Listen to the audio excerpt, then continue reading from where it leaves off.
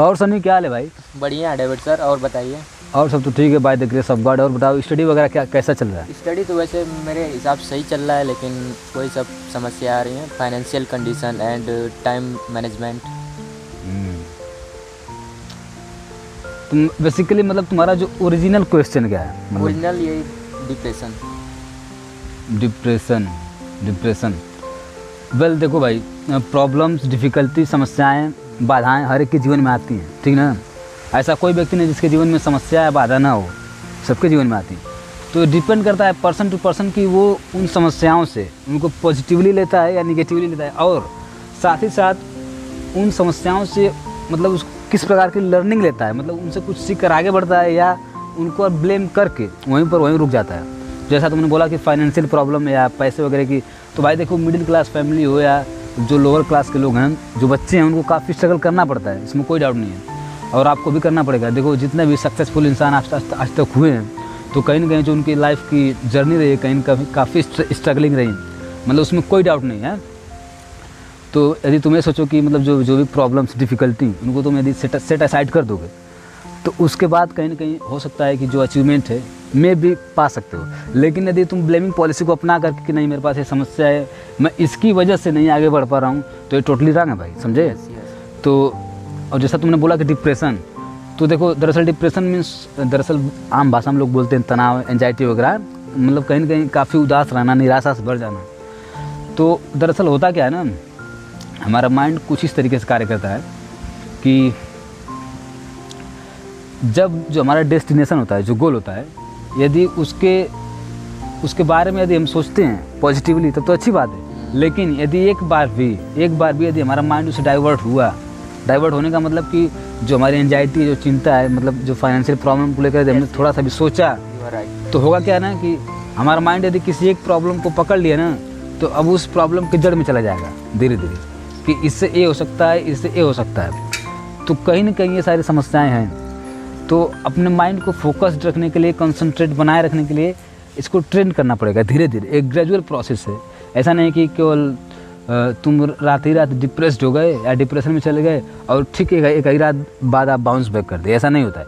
यदि कोई व्यक्ति डिप्रेशन में जाता भी है ना, तो उसमें एक प्रोसेस होता है।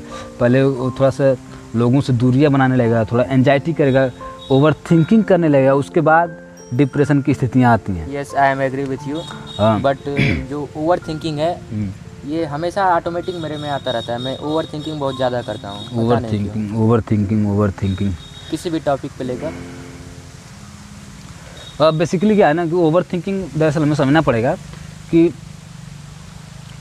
जब हमारी किसी भी टॉपिक को लेकर, ठीक ना, जब हम उसके डीप में जाते हैं और चलते ही जाते हैं, तो जो हमारी हैबिट बनी रहती है जो हमारे माइंड की, तो वही हैबिट हमारे हर एक पहलुओं पर लागू होती है। मान लें कि तुम्हारे पास कोई प्रॉब्लम है, ठीक, और उस प्रॉब्लम को लेकर तुम उसको सोच रहे हो बार बार, तो कहीं ना कहीं उसके डीप में चले जाओगे, ठीक।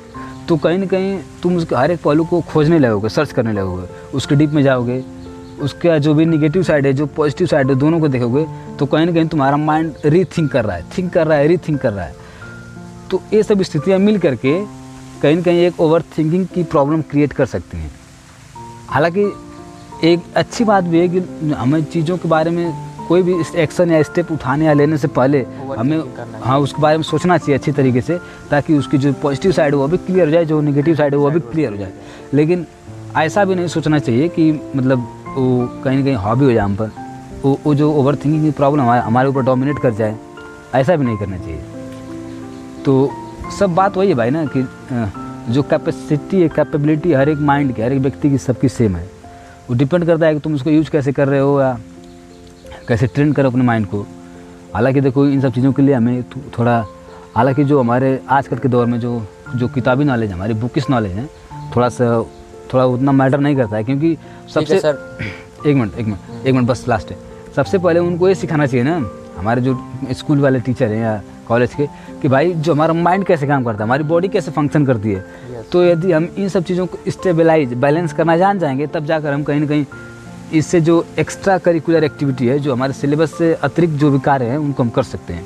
क्योंकि जब हम पहले यही नहीं जान पाएंगे कि हमारा बॉडी कैसे फंक्शन कर रहा है, हमारे माइंड का हमारे बॉडी से क्या रिलेशन है, माइंड कैसे काम कर रहा है, तो जब हम इन्हीं चीज़ों में उलझे रहेंगे कि मान लो कोई बात हुई, डिप्रेशन में गए, अब डिप्रेशन से जानते ही नहीं कैसे बाउंस बैक करें, कैसे निकलें, कैसे नॉर्मलाइजेशन करें, तो पता चले उसी में उलझे रहेंगे। तो सबसे पहले जानना जरूरी है कि हमारा माइंड बॉडी फंक्शन कैसे करता है, एक दूसरे का रिलेशन क्या है, क्या केमिकल खिचड़ी क्या है इसकी। तो इसके लिए शायद सोनी भाई कुछ किताबें वगैरह पढ़नी चाहिए हमें, जैसे कुछ दरअसल एक कहावत है कि जब हम पुरानी किताबों को पढ़ते हैं तो हम पुरानी शताब्दी के महान लोगों से बात करते हैं। कहीं ना कहीं उन बेचारों ने, उन महामानवों ने अपने पूरे जीवन का निचोड़ आपको इतनी मोटी किताब में दे दिया, उन्होंने जितनी लर्निंग ली। अब आप कितने सौभाग्यशाली हो कि उस किताब से क्या लर्निंग, क्या आउटकम निकाल करके अपने जीवन में इम्प्लीमेंट करके अपनी लाइफ को इम्प्रूवमेंट कर दो। तो आई थिंक आपको कुछ ना कुछ समझ में आया होगा और आज से आपकी बातें मैं फॉलो करूँगा, इम्प्लीमेंट कीजिएगा जरूर कुछ ना कुछ मतलब। हाँ बिल्कुल कीजिएगा, सॉल्यूशन निकलेगा। और यदि कोई भी प्रॉब्लम्स आए तो ऐसा नहीं कि शेयर कीजिएगा हमारे साथ, अपने साथ और दोस्तों के साथ। हमारा सर भी है साधु सर, तो इससे क्या होगा कि हम लोग उस बात को कहीं ना कहीं कंसिडर करके उसका एक सोल्यूशन निकालेंगे।